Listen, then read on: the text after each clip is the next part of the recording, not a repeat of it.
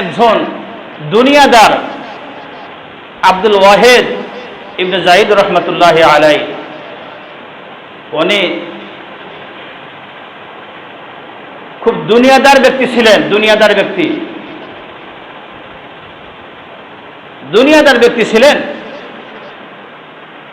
ওনার গোলামের প্রয়োজন। ওই যুগে মানুষ কিনা বেচা হতো বাজারে, তো গোলাম কেনার জন্য বাজারে গেছে। বাজারে গিয়ে সে পাইছে ওই গোলাম ক্রয় করছে। গোলাম ক্রয় করার পরে গোলামকে বাড়িতে নিয়ে যাবে। এমন সময় গোলাম বলতেছেন, হে আমার মনিব, আমার একটা শর্ত আছে। আপনি তো আমাকে ক্রয় করেছেন, আমার একটা শর্ত আছে। মনিব বলতেছে, কি শর্ত বলো? তখন গোলাম বলতেছে, সারাদিন আমি আপনার কাজ করতে পারবো, যে কাজ আপনি করে নেবেন আমি করব। সারাদিন আমাকে আমার দ্বারা আপনি কাজ করে নেবেন, কিন্তু রাতের বেলা আমার ছুটি দিতে হবে। এটাই হলো আপনার কাছে আমার চাওয়া পাওয়া। রাতের বেলা আমার ছুটি দিতে হবে। রাতের বেলা যদি আপনি আমাকে ছুটি দেন, প্রত্যেকটা রাতের বিনিময়ে আমি আপনাকে একটা স্বর্ণের মুদ্রা দিব। একটা স্বর্ণের মুদ্রা দিব। লোকটা ছিল দুনিয়াদার, তার ভিতরে লোভ জমেছে। সে রাজি হয়ে গেছে, ঠিক আছে। কিন্তু সে বলতে পারতো, গোলাম তুই যদি প্রত্যেকটা রাতের বিনিময়ে আমাকে একটা করে স্বর্ণের মুদ্রা দাও, তাহলে তুমি তো আমার সাথে বেশি ধনী হয়ে যাবে। এটা জড়ো করলে তুমি তো আমার সাথে বেশি ধনী হয়ে যাবে, এটা বলতে পারতো, কিন্তু বলে নাই। ঠিক আছে, আমি রাজি হয়ে গেলাম। গোলামকে নিয়ে বাড়িতে গেছি। গোলাম সারাদিন মনিবের কাজ করে। আব্দুল ওয়াহেদ ইবনে জাইদ রহমতুল্লাহ আলাই যে কাজের হুকুম করে সে কাজই করে সারাদিন।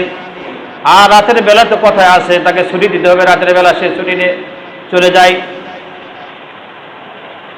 হঠাৎ একদিন একদল লোক এসে আব্দুল ওয়াহেদ ইবনে জাইদ রহমতুল্লাহ আলাইকে নালিশ দিলেন, অভিযোগ দিলেন গোলামের বিরুদ্ধে।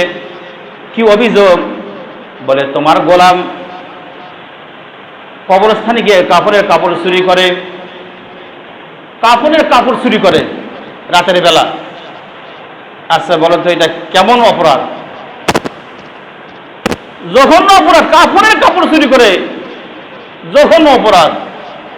বলে, কাপড়ের কাপড় চুরি করে। তখন আব্দুল ওয়াহেদ ইবনে জাইদ রহমতুল্লাহ আলাই উনি চিন্তার মধ্যে পড়ে গেলেন। তাহলে তো আমাকে খোঁজ নিতে হবে, দেখতে হবে। দেখবেন মসজিদে আসে একদল মানুষ, আসে মসজিদে এসে ভালো জুতা চুরি করে নিয়ে যায়,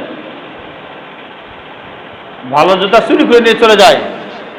আসলে সে নামাজি নয়, নামাজের ভেষ ধরে আসে জুতা চুরি করে। নামাজ পড়ার জন্য আসে না, কিন্তু নামাজের ভেষ ধরে, মুসল্লির ভেষ ধরে এসে জুতা চুরি করে নিয়ে যায়। কিন্তু নামাজি ব্যক্তি জুতা চুরি করে না। নামাজি ব্যক্তি জুতা চুরি করে না, চুরি করে নামাজের ভেষ ধরে, মুসল্লির ভেষ ধরে এসে জুতা চুরি করে।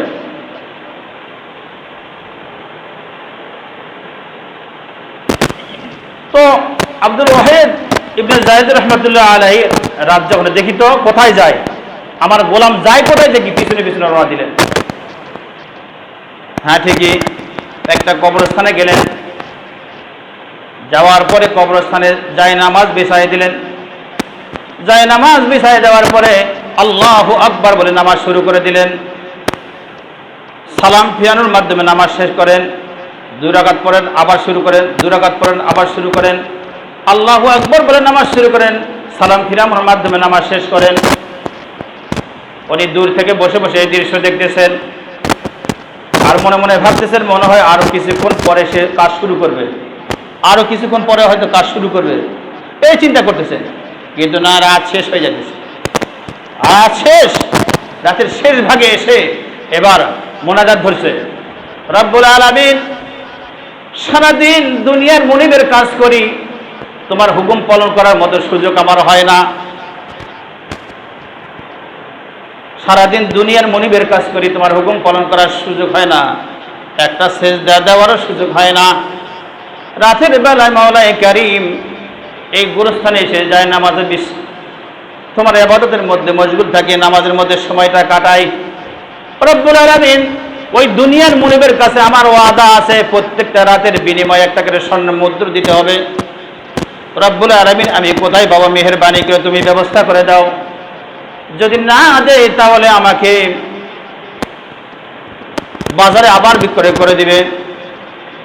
বলার সঙ্গে সঙ্গে মানুষের মাধ্যমে নয়, ফেরেশতার মাধ্যমে নয়, মোনাজাত করতেছে, এমন সময়ে তার হাতে এসে স্বর্ণ মুদ্রা পড়ে গেছে। সুবহানাল্লাহ, তার হাতে স্বর্ণ মুদ্রা এসে হাজির হয়ে গেছে। মনিব আশ্চর্য হয়ে গেছে, এ কোন কথা? আমি শুনলাম কি আর দেখলাম কি? এবার মনিব চিন্তা করতেছে, দেখ আমার গোলাম চলে যাক, সকাল যখন হয়ে যাবে আমি আস্তে আস্তে বাড়িতে যাব। গোলাম তো চলে গেছে, সকাল হয়ে গেছে, চতুর্দিক থেকে মানুষের আনাগোনা। এবার সেও ঝুপড়ি থেকে বের হয়েছে। বের হওয়ার পর আর কোনো রাস্তাঘাট কোনো কিছু চিনতে পারতেছে না, লোকজনও চিনতে পারতেছে না, অপরিচিত জায়গা। আরে কোন জায়গায় আমি আসলাম? অপরিচিত জায়গা। এখন একজনকে বলেন, ভাই এটা কোন জায়গা? লোকটা বলতেছেন, আপনার বাড়ি কোথায়, কোথা থেকে আসছেন? বলে আমি অমুক জায়গা থেকে আসছি। বলছে বলেন কি? আপনি তো অনেক দূরে চলে আসছেন, এখান থেকে যদি আপনার গন্তব্যস্থানে আপনি যেতে চান তাহলে কমপক্ষে 2 বছর সময় লাগবে হাঁটে যেতে। 2 বছর সময় লাগবে হাঁটে যেতে। যাওয়ার সময় আমি আসলাম কিভাবে? তাহলে কি হলো? আমার কাছে কোনো খাবার নাই, পানি নাই, কোনো কিছু খাবার নাই, আমি কিভাবে চলবো, কিভাবে সময় কাটাবো? লোকটি বললেন, যার সঙ্গে আসছেন ওই লোকটা আবার আসবে, যার সঙ্গে আপনি আসছেন ওই লোক আবার আসবে। ঠিক তাই। আবার সন্ধ্যা যখন হয়ে গেছে, এসে যায় নামাজ বিছাইছে, বিছানার পর এবার নামাজ শুরু করে দিয়েছে। আল্লাহু আকবার বলে নামাজ শুরু করে, সালাম ফিরানোর মাধ্যমে নামাজ শেষ করে। নামাজ যখন শেষ হয়ে গেছে, এবার খাদেম গোলাম আল্লাহর দরবারে হাত উঠাইছে, রব্বুল আলামিন আমার এই স্বর্ণের মুদ্রা দিয়ে দাও, আমি চলে যাই। সব সঙ্গে আল্লাহর পক্ষ থেকে তার হাতের স্বর্ণের মুদ্রা চলে আসছে, নিয়ে চলে যাইতেছে। এবার মনিব তার পিছনে পিছনে রওনা দিয়েছে। 10 থেকে 12 মিনিট হাঁটার পরে তার বাড়িতে পৌঁছে গেছে। সুবহানাল্লাহ। তাহলে চিন্তা করেন, গোলাম কোন পর্যায়ে চলে গেছে আর মনিব কোন পর্যায়ে। মনিবের চক্ষু খুলে গেছে। এবার গোলামকে ডাক দে, বলে গোলাম রে, আমি সব দৃশ্য দেখেছি গোলাম, আমি আজ থেকে তোমাকে আজাদ করে দিলাম, তোমাকে মুক্ত করে দিলাম। আর বলো ওই আল্লাহর সঙ্গে আমার সম্পর্ক কিভাবে হবে বলো। এবার গোলাম আস্তাগফিরুল্লাহ পড়াইছেন, ইস্তেগফার পড়াইছেন, এরপরে আল্লাহর কাছে তার জন্য দোয়া করেছেন। পরবর্তীতে আল্লাহ রাব্বুল আলামিন আব্দুল ওয়াহাব ইবনে যায়েদ রাহমাতুল্লাহ আলাইহিকে জগৎ বিখ্যাত আল্লাহর ওলি বানায় দিয়েছে। সুবহানাল্লাহ, আল্লাহর ওলি বানায় দিয়েছেন। হাজরিন, এই জন্য আমাদেরকে আমলের পরিধি আমাদেরকে বাড়াতে হবে ভাই।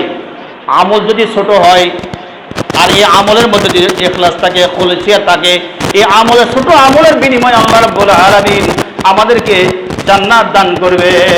হাজরিন, এই জন্য আল্লাহ রাব্বুল আলামিন আমাদেরকে যে মূল্যবান হায়াতের জিন্দেগি দিয়ে দুনিয়াতে পাঠাইছেন, এই মূল্যবান হায়াতের জিন্দেগিটা যেন আমরা আল্লাহর হুকুম সঠিকভাবে আদায় করতে পারি, ঈমান নিয়ে কবরে যেতে পারি। আল্লাহ পাক আমাদেরকে তৌফিক দান করুন।